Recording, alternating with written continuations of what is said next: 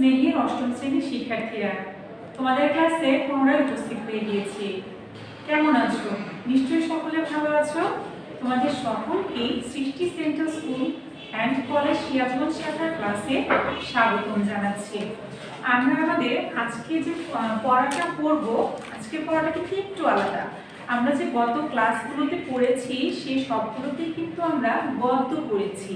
আমাদের অনেকেরই একটা কথা ছিল যে মিস আমরা তো শুধু গদ্যই পড়ছি, একটা গদ্য এখন পর্যন্ত শুরু করিনি বা কবিতা শুরু করিনি। তাই আজকে আমি কি করলাম, আজকে একটি কবিতা লিখে রেখেছি। দেখো, কবিতা লিখে রেখেছি বলতে কবিতার নাম লিখেছি এবং তার যে কবি, কবি পরিচিতি সম্পর্কে কিছু তথ্য আমি লিখেছি এখানে, যেটা আমরা সবসময় করে থাকি সেই জন্যে।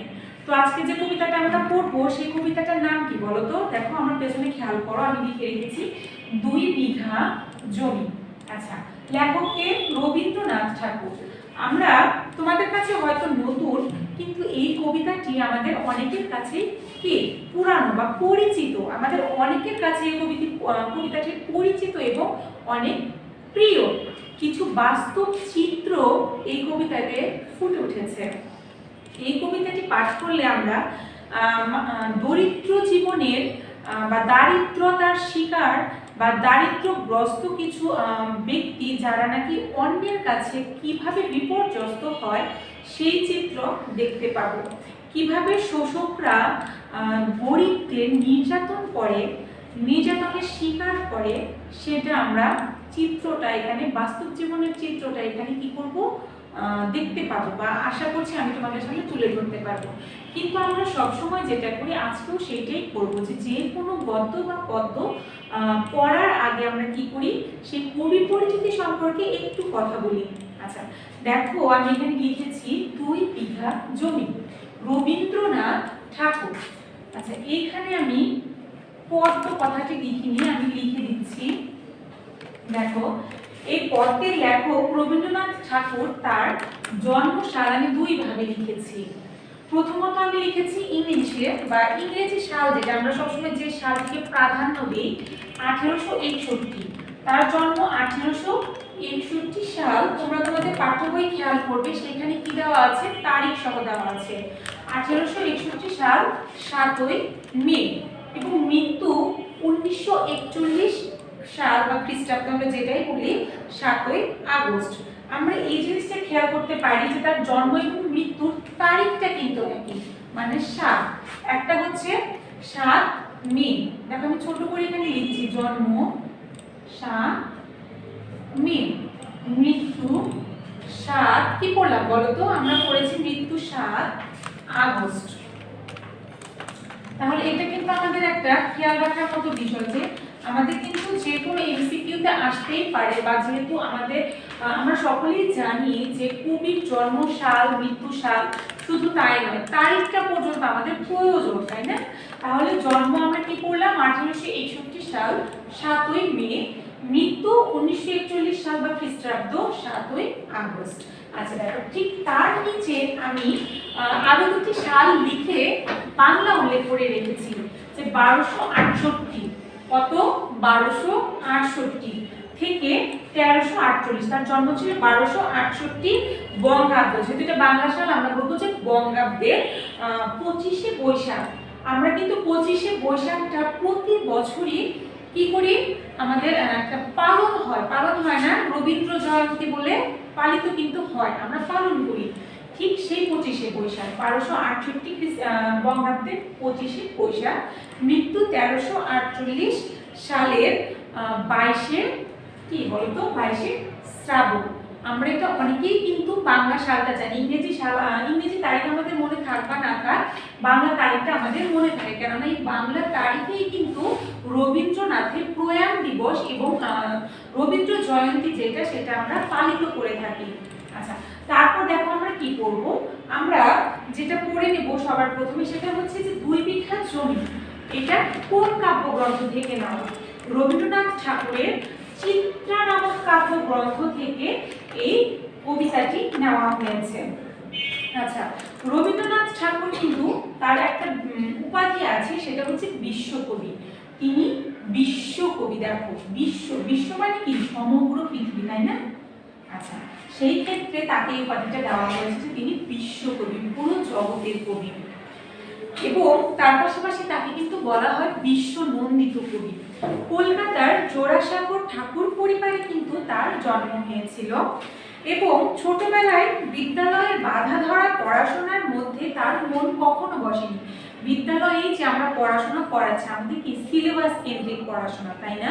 এই পড়াশোনায় তার কখনো মন বসতো না। Seminar, normal school, Bengal academy এসব শিক্ষা প্রতিষ্ঠানে তাকে ভর্তি করা হয়েছিল, কিন্তু পাঠ শেষ করার আগেই তিনি সেসব ছেড়ে দিয়েছেন। নর্মাল পড়াশোনা করার জন্য তাকে বিভিন্ন জায়গাতে ভর্তি করা হয়েছে, কিন্তু সে কি করেছে, সেগুলো শেষ করার মানে কোর্সগুলো কমপ্লিট করার আগে, পড়াশোনা শেষ করার আগেই তিনি সেখান থেকে চলে এসেছেন।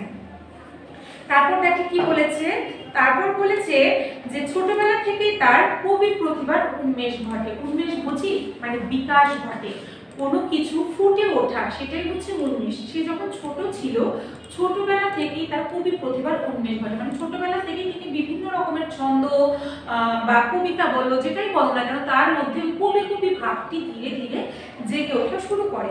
সাহিত্যের সকল শাখাতেই তার অসামান্য দক্ষতার স্বাক্ষর কিন্তু তিনি রেখেছেন। সাহিত্য, বাংলা সাহিত্য কি কি নিয়ে বলতো?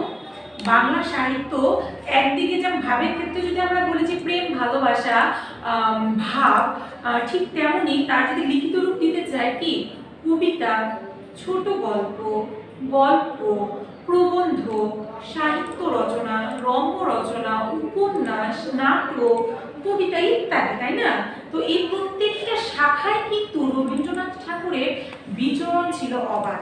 তিনি প্রত্যেকটা শাখাতেই তার দক্ষতার প্রমাণ রেখেছেন, দক্ষতার স্বাক্ষর রেখেছেন একদম কি স্পষ্টভাবে।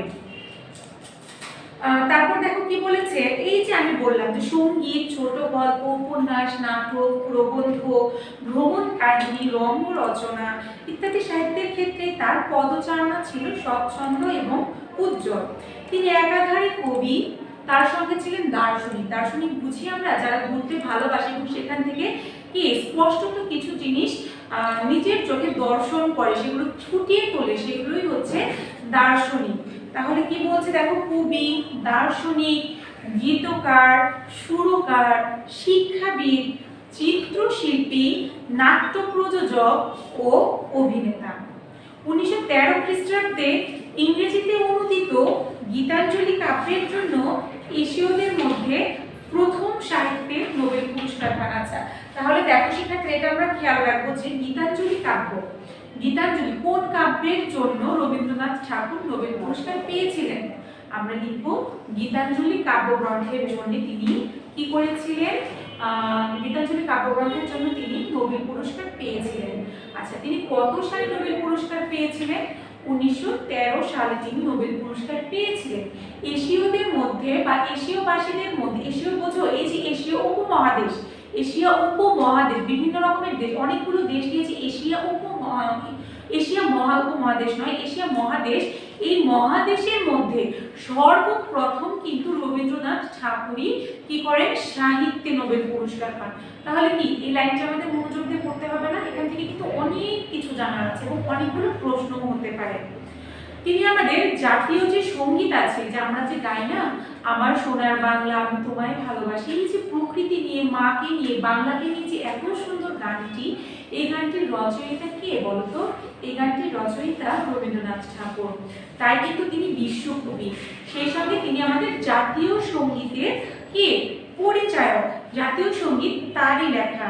রবীন্দ্রনাথ ঠাকুর 1941 খ্রিস্টাব্দের 7ই আগস্ট মৃত্যুবরণ করেন বাংলাতে 22শে শ্রাবণ 1348 কে বঙ্গাব্দ। দেখো শিক্ষার্থীরা, আজকে আমরা কি করব, এই পাঠের যে উদ্দেশ্য সেটা তো আমরা কবিতাটা না পড়ে জানতে পারবো না, কিন্তু তারপরেও যদি একটু আলোচনা করি যে এই পাঠটা পড়ে আমরা কি জানতে পারবো। শোষক শ্রেণীর নিষ্ঠুর নির্যাতন, নিষ্ঠুর যে শাসন থাকে, গরিবদের দুর্দশা সম্পর্কে সেগুলো আমরা জানতে পারবো। কিভাবে শাসক শ্রেণী কিভাবে দরিদ্রদেরকে পীড়া দেয়, কিভাবে তাদেরকে অত্যাচার করে, এটা আমরা কি করতে পারবো, জানতে পারবো, এবং এটা থেকে আমরা আমাদের একটা শিক্ষা নিতে পারবো। আর আমি প্রথমে বলেছি যে চিত্রা নামক একটি কাব্যগ্রন্থ, লেখকের একটি অনেক সুন্দর একটি কাব্যগ্রন্থ, সেটা হচ্ছে চিত্রা। এখানে বেশ সুন্দর সুন্দর কিছু কবিতা দেওয়া আছে, সেখান থেকে লেখক এই কবিতাটি নিয়েছেন বা 2 বিঘা জমি কবিতাটি আমাদের সামনে রিপ্রেজেন্ট করেছে বা উপস্থিত করেছে। এই যে 2 বিঘা জমি রবীন্দ্রনাথ ঠাকুরের চিত্রা নামক কাব্যগ্রন্থ থেকে নেওয়া হয়েছে, এখানে দরিদ্র কৃষক উপেন নামের এক দরিদ্র কৃষকের অভাব অনটনের বন্ধক দিয়ে তার প্রায় সব জমি হারিয়েছে, এরকম কিছু জানতে পারবো। তার সব জমির মধ্যে হারিয়ে যাওয়া সব জমি তো গিয়েই ছিল, বাকি ছিল কতটুকু জমি? বাকি ছিল মাত্র 2 বিঘা জমি। এই 2 বিঘা জমিও কিভাবে তার জমিদারের কবলে করে তাকে দিতে হয়, জমিদারের বাগান বাড়ানোর জন্য তাকে দিয়ে দিতে হয়, বা জমিদার কিভাবে তাকে বিভিন্ন রকম থানা পুলিশের চক্করে ফেলে তার জায়গাটা আদায় করে নেয়, এখানে সেই গল্পটি বলা হয়েছে। কিভাবে তাকে শোষণ করা হয়, কিভাবে তাকে মানুষের কাছে অপদস্থ করা হয়, ভিটে মাটি ছাড়া করা হয়, এখানে সেটা বলা হয়েছে। কিভাবে সে সাধকের গ্রামে গ্রামে ঘুরে বেড়ায়, বহুদিন পর যখন সে তার নিজের গ্রামে নিজের ভিটেতে আসে, তখন সে কি দেখে? সবকিছুই অকেজ হয়ে যায়। তো শিক্ষার্থীরা দেখো, এখানে যে আমরা আজকে পড়লাম কবি পরিচিতি বা পাঠ পরিচিতি, যতটুকুই পড়ি না কেন, আগামী ক্লাসে আমরা কি করব? আগামী ক্লাসে আমরা এই যে 2 বিঘে জমি কবিতাকে আমরা লাইন ধরে বিশ্লেষণ করে বুঝে নেব। এটি পড়লে আমরা অনেক কিছু জানতে পারবো। তো আগামী ক্লাসের জন্য আমরা এই কবিতাটি রেখে দিলাম, আর আজকে যতটুকু পড়েছি ততটুকু থেকে আমরা কি করব? আমরা খুব সুন্দর করে পড়বো, নিজেদের মতো করে কিছু প্রশ্ন তৈরি করব। আর আমি একটু পরে তোমাদের গ্রুপে একটি গুগল ফর্মের প্রশ্ন দিয়ে দেবো, তোমরা অবশ্যই সেই প্রশ্নের পরীক্ষা দেবে। আর সকলেই আগামী ক্লাস আসা পর্যন্ত সকলে ভালো থাকবে। দেখা হবে তোমাদের সঙ্গে পরবর্তী ক্লাসে, পরবর্তী পড়া নিয়ে। সকলেই ভালো থাকো, সুস্থ থাকো।